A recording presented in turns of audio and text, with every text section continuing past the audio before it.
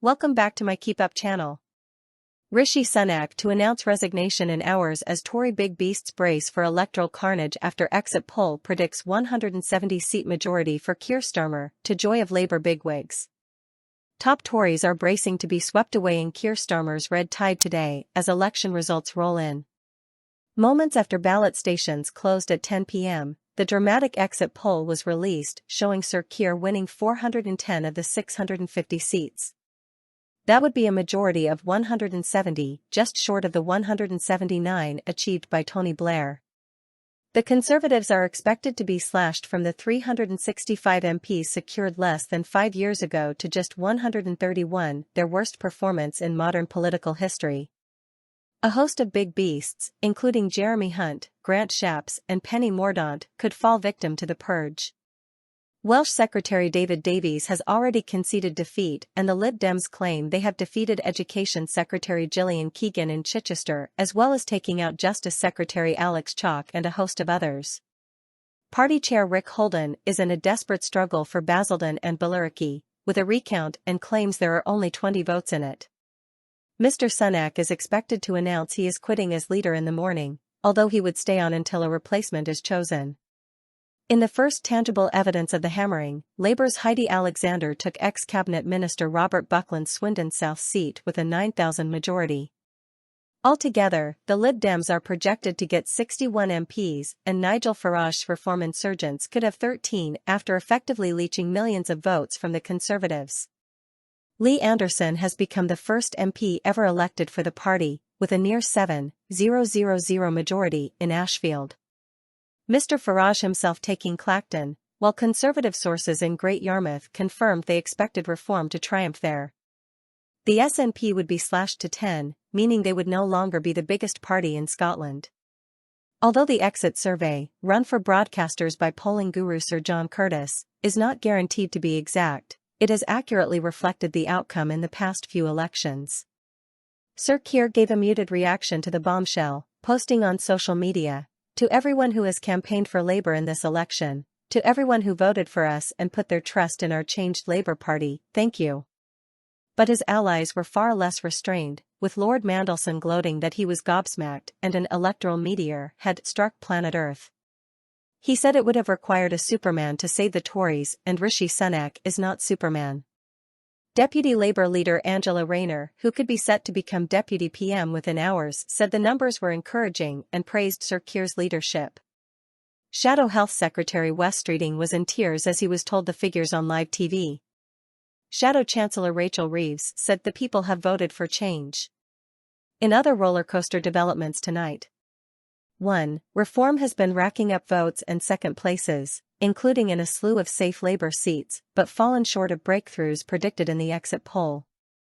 2. George Galloway has been ousted by Labour's Paul Waugh in Rochdale, after winning the seat in a by-election previously. 3. There are early signs that turnout could be lower than at the last election in 2019. 4. The Lib Dems are claiming victory in Tunbridge Wells, which has been Tory since the seat was created in the 1970s, and in Boris Johnson's old seat of Henley. 5. Ed Davey has recorded the biggest majority for any Lib Dem. 6. The 2024 general election results in full, live maps and charts. Less than an hour before the exit poll dropped, Downing Street released a dissolution honours list sending 7 Tories and 8 Labour politicians to the Lords. They include Theresa May, Rishi Sunak's chief aide Liam Boothsmith, Chris Grayling, and former 1922 committee chair Graham Brady. Harriet Harman and Margaret Beckett are among those on the Labour list, despite Sir Keir having committed to abolishing the upper house. A dire campaign for Mr. Sunak came stuttering to a halt last night, with the PM making a series more defensive visits in the southeast. He now faces the prospect that he could be out of Downing Street by tomorrow morning, if the results pan out as badly as anticipated in the coming hours. Former Scottish Conservative leader Ruth Davidson told Sky News that it looked like a massacre. A host of big beasts including Mr. Hunt in Godalming and Ash and Mr. Shapps in Welwyn Hatfield will now be waiting nervously to see if they fall victim to the Labour and Lib Dem onslaught. There are fears those with the highest majorities could end up most vulnerable, with Home Secretary James Cleverly and even ex-PM Liz Truss thought to be at risk. The Tories have quickly plunged into a dangerous new phase of crisis, with questions over whether it can even survive amid the challenge from reform. A former cabinet minister, who regards their own significant majority as under threat, said Mr. Sunak had knifed Boris Johnson and would be remembered as the worst PM ever. But Sir Robert gave a stark warning against the Tories lurching to the right, saying the party risked being like bald men fighting over a comb if it treated politics as performance art and tried to outflank reform. Sir John Curtis told the BBC, "It looks as though reform may win more seats than many polls suggested. This is largely because, not only has the Conservative vote fallen far in seats they previously held, but also because reform has advanced most in areas people voted Leave in the 2016 EU referendum. However, how many seats reform will win is highly uncertain. Our model suggests there are many places where they have some, but a relatively low chance of winning." Mr. Farage hailed signs of a breakthrough after reform pushed the Tories into third place in 2 early constituency results. On a video posted to X he said, "It's midnight, there are 2 results in from the northeast of England that put reform on 30% of the vote, that is way more than any possible prediction or projection. It is almost unbelievable. And what does it mean? It means we're going to win seats, many seats I think right now across the country.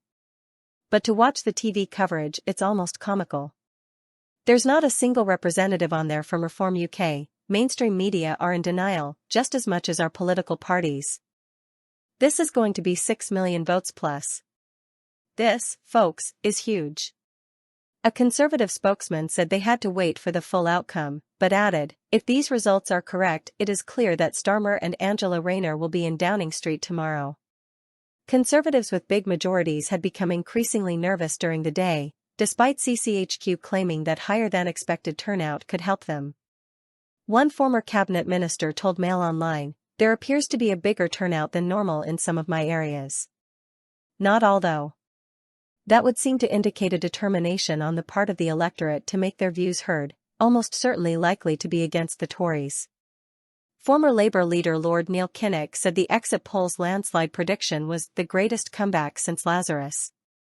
The former Labour leader told ITV News, "A gain of 208, according to the exit poll, which is attributable directly to Keir Starmer and what he's achieved in 4 years, 2 of which of course were during the lockdown, or the virtual lockdown when the one thing that opposition leaders depend on, contact with the public, was absent.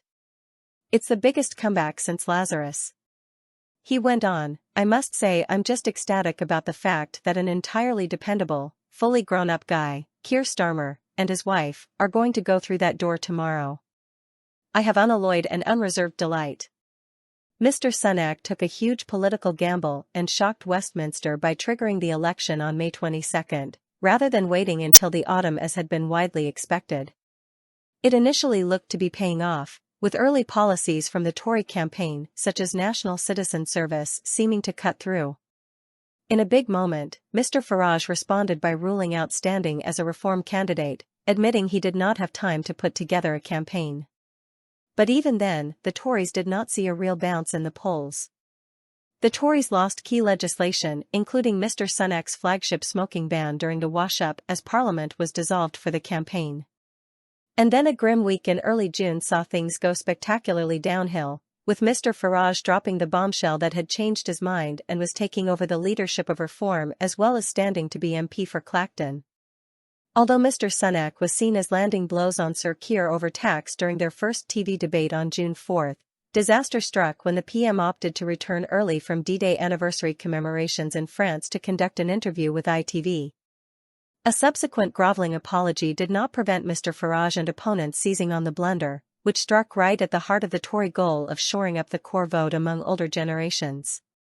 With polls already showing reform eating into Tory support with potent attacks on immigration, Mr. Sunak was then engulfed in another scandal. It emerged that his closest parliamentary aide, Craig Williams, had successfully placed bets on the date of the snap election, although he insisted he did not have any inside information. Other candidates and top party officials were then dragged into the allegations, which proved particularly toxic with the public. Mr. Sunak was memorably challenged on the issue during TV appearances, admitting he was incredibly angry. But he was seen as taking far too long to withdraw support for candidates facing allegations. With some polls even showing reform ahead of the Tories, CCHQ shifted tactics to warn of the threat of a divided right handing Labour a supermajority with untrammeled power. That, together with controversial remarks from Mr. Farage about the West provoking Russia's invasion of Ukraine, and revelations about unsavory comments by a series of reform candidates, looked to have stopped the bleeding. But after a bruising 6 weeks, Labour's huge advantage was intact, and the only significant change was that the Tories had lost ground to reform. By yesterday, despite Mr. Sunak's claim he was fighting hard for every vote, his close ally Mel Stride was effectively acknowledging the Conservatives would lose an unprecedented step. The Work and Pensions Secretary said Labour would get an extraordinary landslide on a scale that has probably never, ever been seen in this country before.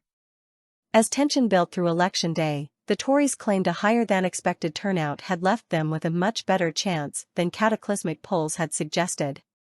An email to Conservative supporters, signed from the CCHQ data team, read, "We're getting reports from our teams on the ground. And the more reports we get, the more it looks like turnout is higher than expected. That means we could have a much better chance than polls have suggested. So if you haven't voted yet, now's the time to get out." Queues of people were seen at polling stations today as the requirement for voters to bring correct photo identification, such as a passport or driving license, was enforced at a UK general election for the first time. There was a bungle at a Glasgow polling station this morning as voters were met with posters listing the wrong instructions, which erroneously advised the ranking of candidates in order of preference. This is how ballots are cast in local elections in Scotland, which use the single transferable vote system. But general elections use the first-past-the-post system, which requires voters to put a single X next to their chosen candidate. Glasgow City Council explained the error was spotted very soon after the polling station opened at 7 a.m. and the posters were replaced with the correct information. It said no one had been disenfranchised as voters' first preferences would be used from the affected ballots. Cabinet Minister Kemi Badenoch this afternoon blasted her own local council for having potentially disenfranchised thousands of postal voters who did not receive their ballot papers. The business secretary hit out at Uttlesford District Council for forgetting to send postal votes to 2,600 people in her northwest Essex seat. Prior to polls opening this morning, Rishi Sunak made an 11th-hour plea for voters to prevent a socialist supermajority wrecking Britain, as he repeated his warning against handing Sir Keir unchecked power. Source: dailymail.co.uk. Please like, share, and subscribe. Thank you for watching.